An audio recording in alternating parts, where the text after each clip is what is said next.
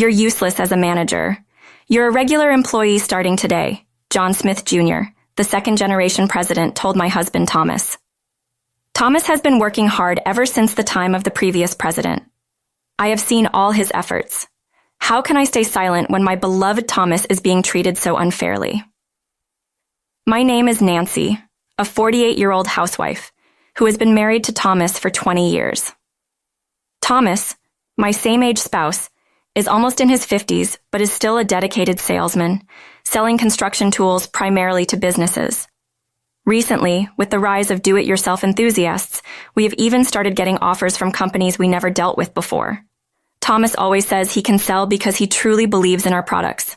His pride was once being the top salesman, though he stepped back a bit due to age, letting younger colleagues take the lead. He is still busy now, mostly with desk work as a sales manager. Sometimes he continues working at home. It looks tough, but I love seeing him so lively and enjoying his work. Even after 20 years of marriage, my love for Thomas is still fiery. I always greet him with a smile to lighten his load, making our home a peaceful haven. I too strive to do my best for Thomas. Lately, though, he seemed down, lost in thought, or sighing deeply. When I asked, "What's wrong?" he just looked distant and worried. I wondered if he was having an affair at his age, but then one day, Thomas quietly said, "Maybe I should quit my job." "What?" I asked. "Why?" It turns out he's not enjoying work anymore. The reason? A change in the company's direction since John Smith Jr. took over as president. The previous president was more laid back, letting us do our thing. He used to say, "Do what you like. The one who enjoys their work wins." That freedom is what made the employees thrive and boosted the company's performance. But John Smith Jr. seems different. He says there is no future for the company if you just do whatever you like under his dad. "Follow my orders and we'll definitely succeed," Thomas recounted about John Smith Jr. It seems John Smith Jr. is unsatisfied unless everything goes his way. In the end, he says it's because I'm old and out of touch that I give such sales directions. He told me to stick to desk work and handed over my longtime clients to the younger staff, even though those clients insisted on having me. He sighed again deeply. The company is completely different from what it was under the previous president. "Oh, I really want to quit." Thomas spoke these words. But quitting wasn't simple. His livelihood was at stake, and he was at an age where job changes aren't easy. Being a salaryman is tough. Facing a dejected Thomas, I found myself at a loss for words. Thomas wanted to quit but felt obliged to keep going because of the kindness shown by the previous president. But then something happened. Thomas came home much later than usual that day with no contact, making me worried. When he finally arrived late at night, I was speechless at the sight of him. His face was ashen, and he looked like he could collapse at any moment. "What happened?" I exclaimed. "John Smith Jr. made a mistake and caused a huge loss for the company," he said. "What?" I learned that the president himself had taken over a major deal from the sales department. He probably wanted to maintain his dignity as president by handling it personally, but he somehow caused a problem. He was demonstrating a new tool. "See it in action at a construction site," he said, and went into a big house being built. Then, while using the tool himself— "Wait, he used it himself, not the craftsman?" I asked. "He was showing how to use it, and somehow he destroyed a central pillar. How could that even happen?" I was shocked. "I wish I knew," he replied. "Construction had to start over, and our company had to compensate. The client was furious. We agreed to compensate, but the client's president was still furious. To appease him, we arranged a meeting, and then what? A drunk John Smith Jr. pulled off the client's president's hairpiece." "What? He pulled out the hair? Does that mean it was a hairpiece?" "Really, yes." "Calling him bald and all?" Thomas nodded, nearly in tears. Later, I went to apologize. "But that's the president's job. Why did you go?" "I had been dealing with them from the start. It was always my client." "Even if it was your client, the president took over, right? And he's the one who was rude. Why should you apologize?" "I agree, but the president said, 'It was your client, so you go.'" I had no choice. When I apologized, they just got angrier that the president didn't come. That's expected, I said. Eventually, the deal was called off. I see. And the president blamed me today, lecturing me for hours. Why? That makes no sense. Thomas's boss, John Smith Jr., was unbelievable. A lengthy lecture until late at night for his own mistake? Unthinkable. Incredible. Seeing Thomas so exhausted, my anger towards John Smith Jr. surged. It was heartbreaking to see Thomas so down. I gently placed my hand on Thomas's back. Thomas, it's okay to quit that company. We might earn less, but we can find something else. I'm here too. I only work part-time now, but I could go full-time. Thanks, but I keep thinking about the previous president. It's not the same company anymore, Thomas. You'll be crushed by it. Yeah, you're right. Thomas still seemed hesitant, but then an unavoidable situation arose. The former president, who had handed over the company to his son due to worsening chronic illness, passed away. Despite the care, he died in the hospital. Many employees, it seemed, cried at the funeral. Thomas must have wept too. When he returned from the funeral, his eyes were bloodshot, but his expression conveyed more despair than sadness. Apparently, there was a speech by the representative at the funeral. John Smith Jr., the son, declared, "A company with Dad's outdated ideas has no future. I've been under surveillance until now, but I'm going to do things my way from here on. The incompetent will be ruthlessly cut off, so be prepared." Everyone there probably thought, then you should be the one to leave. After all, the most useless and ineffective person in the company is John Smith Jr. This company might be finished, Thomas murmured, a prediction becoming reality. One day, Thomas came home and collapsed at the entrance, whispering, "It's over." I managed to get him to the living room and gave him some warm tea. After calming down a bit, he shared his story. "I've been demoted." What? Why? Thomas was the head of the sales department, the most experienced in the department. He had the most clients. Though John Smith Jr. had taken away his direct responsibilities, Thomas still advised and supported his subordinates. He would step in and ensure deals went smoothly. And now, a demotion? Demoted? You mean no longer a manager, like a section chief? No, it's worse than that. I've been made a regular employee. What? John Smith Jr. said, "Someone useless like you doesn't need a manager's title. You're just a regular employee from today." What? And he's cut my salary saying, "Be thankful you're even employed." That's outrageous. He keeps saying I'm no better than a guy with a hairpiece, that he with a full head of hair is more competent. It's all nonsense. He's still going on about the hairpiece? Ridiculous. Your hair is real, Thomas, and you have a full head of hair. I was even accused of having suspiciously too much hair. Thomas broke down in tears. What a fool saying such things to my husband. Let me tell you, even if Thomas's hair thins or falls out, my love for him will continue. Maybe it's you who's worried about your thinning hair, isn't it? Actually, I've been enduring constant snide remarks every day. I've reached my limit, Thomas said, sniffing. He explained that whenever he went to the office, the president would come up to him with commands like, "Must be nice for you just looking at a computer all day," or, "What's this client? This is a waste. Stop dealing with them immediately," or, "Can't even do that? You're useless." It seems he's prone to making such offensive remarks. That's definitely a problem, I exclaimed. It seemed like something worth suing over. If it's that frequent, why not record it? It sounds like evidence could be easily gathered. But Thomas slowly shook his head. Suing would be easy, but thinking about what happens afterwards, if the company were to fail, it would be a disservice to the former president and the other employees. They're all good people. The former president, despite having passed away, was still someone Thomas felt indebted to, and his colleagues with whom he had shared many ups and downs. Even with John Smith Jr.'s incompetence and tyranny, Thomas's concern for the company was exactly why I fell for him. But still, I couldn't contain my raging anger. Thomas leaving for work every day with a pale face, losing his appetite amidst constant sighs, no longer showing that lovely smile he once had. What could I do for him? These thoughts were running through my mind when I was looking at the newspaper. "Oh, isn't this...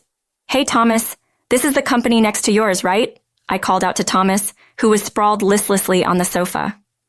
Slowly sitting up, Thomas looked where I was pointing. The article featured a rival company located next to his, rapidly growing under the leadership of a young and talented president. The area where Thomas's company was located had numerous firms in the same industry, like a financial district. It might seem odd for rivals to be so close, but there were surely reasons beyond my understanding. The company, led by a young and dynamic president, appeared to be rapidly growing. The moment I searched for it on my mobile phone and saw it. Hey, Thomas, the company next door seems nice, doesn't it? Huh? Thomas looked puzzled, but I just smiled back at him. Thomas wrote a resignation letter. It wasn't a letter requesting to resign. If he asked to be let go, knowing that president, he might face harassment. That's why I suggested he simply announce his resignation. Thomas had prepared his handover documents perfectly, regardless of whether John Smith Jr. would look at them or not. John Smith Jr., upon seeing the resignation letter, apparently smirked nastily and said, "Oh, really? Finally, the incompetent one is leaving. That's a relief." If he truly believed Thomas was holding the company back, his judgment was indeed questionable. Months had passed since Thomas successfully switched jobs. Though initially reluctant, he gradually became more energetic, and it seemed like he was starting to enjoy his days. Seeing Thomas smile again made me happy too. One day, I noticed a particular expression on Thomas's face when he came home. "Did something happen?" I asked. "Oh, you can tell?" he replied. "Of course I can. We have been married for years. I can read your mood just by looking at your face." "Actually," he began, clearly in a good mood, "while I was at work, there was a sudden commotion. It turned out that John Smith Jr., my former company's blundering leader, stormed in red-faced and yelling, 'What have you guys done? It's strange that all my clients suddenly switched to you.' John Smith Jr. was furious when he saw me working there. 'What are you doing quitting my company and joining the one next door? We're in big trouble now. Come back and work for me.' How absurd. He's talking nonsense," I said. "Right? I followed the proper procedures to resign. He has no right to complain about where I work now," Thomas added. "Exactly. But John Smith Jr. wouldn't accept it. Since you left, our deals have been decreasing. When I asked why, they said your company is unreliable, that the quality has dropped. What's wrong with the products I planned and developed?" Honestly, everything was wrong with them. The products John Smith Jr. thought up lacked appeal and freshness. They were mere tweaks of old designs, despite his constant criticism of the former president's outdated ways. Moreover, they were shoddy due to skimping on materials. Everyone in the company opposed it, but he believed it would work, Thomas exclaimed. "Seriously? Even with unanimous opposition from his staff? Anyone, even someone inexperienced in business like me, would see that's a bad move," I said. "I thought it was strange that our orders were decreasing. Then the deals started getting canceled, and now they're all signing new contracts with your company. You must have used underhanded tactics to steal our clients," he accused, red-faced and shouting. "That's a false accusation. We just did our sales work properly, and our products appeal to them," Thomas replied. But John Smith Jr. wouldn't believe it. "Because of this, our sales have plummeted this quarter." "That's unfortunate," Thomas said. "What's with that indifferent attitude? You're still one of my employees." "No, I'm not. When I left, didn't you say it was good that the incompetent one was gone?" Thomas pointed out. John Smith Jr., unable to deny it, turned even redder and struggled to respond. That's when the president of Thomas's new company appeared.